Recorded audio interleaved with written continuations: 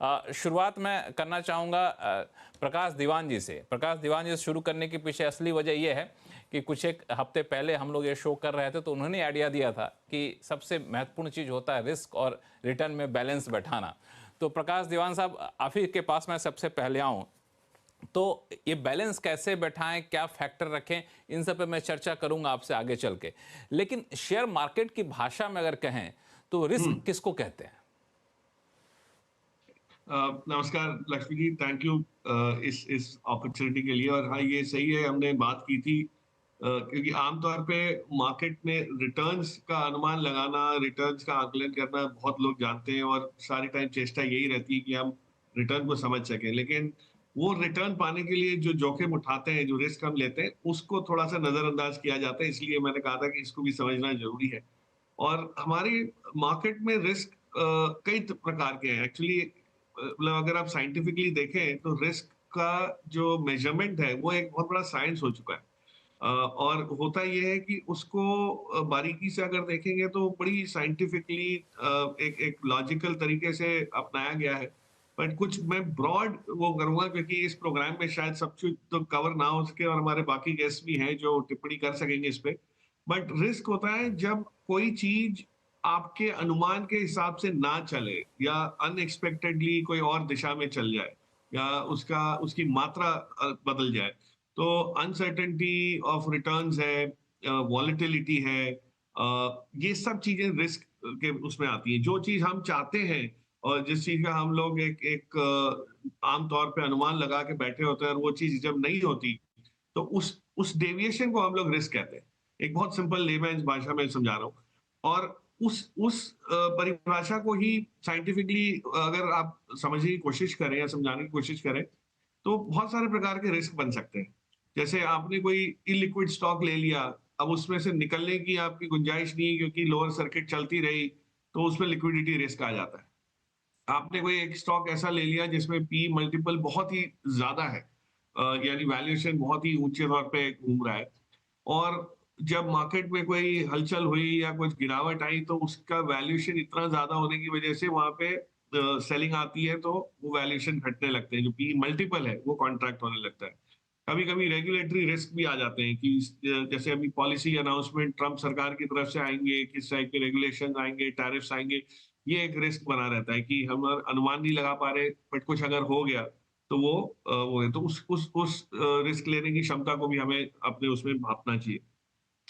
और चौथा रिस्क होता है कि बैलेंस शीट, आपने कंपनी की स्टोरी तो समझ आ गई कि कंपनी बहुत कुछ आगे चल के काम करेगी, बिजनेस प्रॉमिसिंग है। लेकिन उसकी बैलेंस शीट में क्या नुक्स है, कहाँ पे गलतियां हो सकती हैं, कहाँ पे मार पड़ सकता है। तो जो फंडामेंटली बॉटम अप बेसिस पे एनालिसिस करते हैं कि कंपनी स्पेसिफिक रिस्क क्या है, तो उसकी बैलेंस शीट का रिस्क समझना जरूरी हो जाता है। तो ये बहुत सारे रिस्क है। बट जो जो आज आप भाव देखते हैं मार्केट में, वो ये सारे रिस्क का समावेश करके उसमें भाव में समेटा जाता है कि भाई ये रिस्क की वजह से ये भाव मिल रहा है। सो एक चीज है जो ग्रोथ है, जो रिटर्न की अपेक्षा बनी हुई है, और एक चीज है कि क्या चीज गलत हो सकती है, तो वो रिस्क आपको दर्शाएगा। सो इन दोनों का संतुलन जो है उससे मार्केट में एक एक स्टॉक का भाव वो किया जाता है, नक्की होता है। और उसी हिसाब से हम लोग उम्मीद बनाते हैं कि रिटर्न यहाँ से हम लोग कैसे कमा सकते हैं। तो ये तो रही बात कि किसी स्टॉक में, किसी सेगमेंट में स्पेसिफिक रिस्क कैसे, अलग अलग तरह के रिस्क क्या होते हैं। गौरांग शाह साहब, मैं इन्वेस्टर के पर्सपेक्टिव से देखूं तो इन्वेस्टर्स के लिए, किसी इन्वेस्टर के लिए ये रिस्क हो सकता है, किसी के लिए वो रिस्क नहीं हो सकता है, एक अपॉर्चुनिटी हो सकता है। तो एक इन्वेस्टर, या फिर कहें कि हम देख ये जानना चाहिए कि हमारे लिए रिस्क है कि नहीं है, तो इसमें किस फैक्टर का ध्यान रखना चाहिए? सबसे पहले तो लक्ष्मण भाई, आपके साथ मैं पहली बार इस मंच पर बात कर रहा हूँ, इसलिए आपका बहुत बहुत धन्यवाद और आपको बहुत सारी शुभकामनाएं हमारे तरफ से।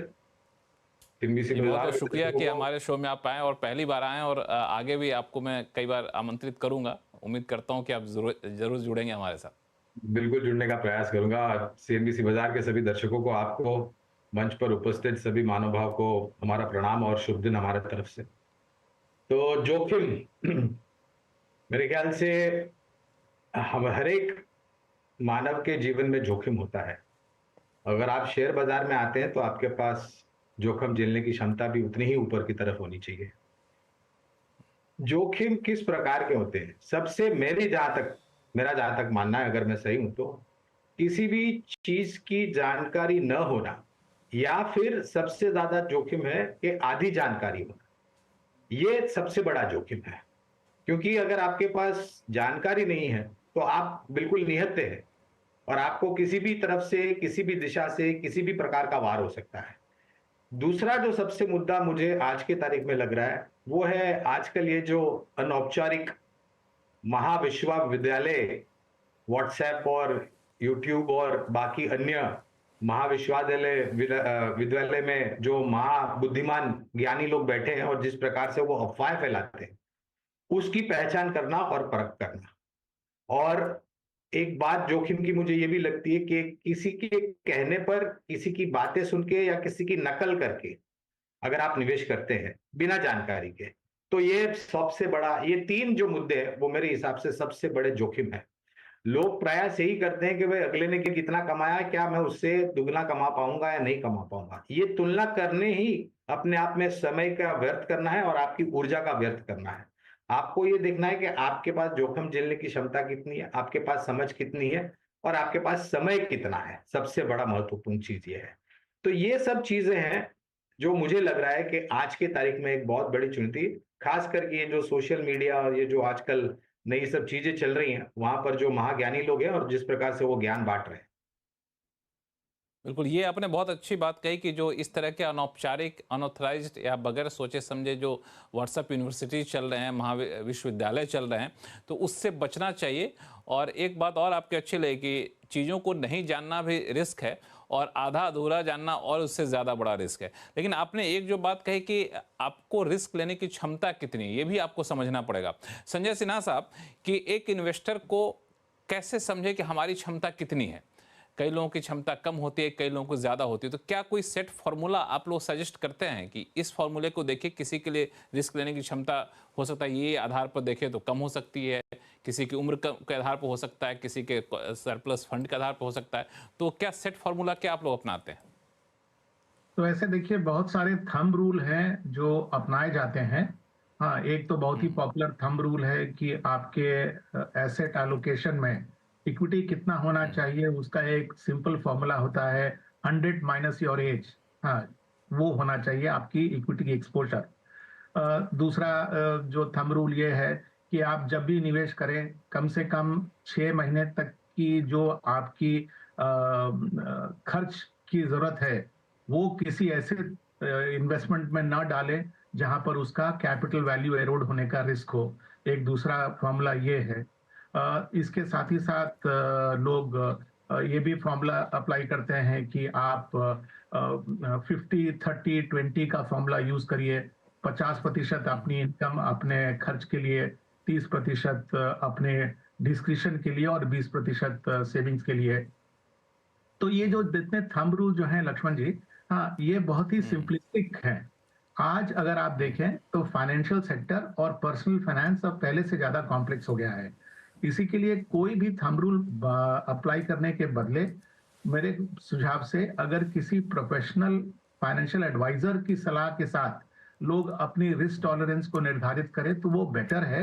क्योंकि कई बार ऐसा भी होता है कि हम ये थंब रूल तो अप्लाई कर देते हैं, लेकिन जो रिस्क टॉलरेंस के लिए जो और भी महत्वपूर्ण बातें हैं, जैसे कि हमारी साइकोलॉजिकल मेकअप कैसी है, हम कह सकते हैं कि हाँ, हम 100 माइनस एज का फॉर्मूला तो लगा दिए, लेकिन मेरा स्वभाव ऐसा है कि मैं रिस्क लेने के काबिल नहीं हूँ। जब भी बाजार में थोड़ा बहुत हलचल आता है तो मैं डर जाता हूँ।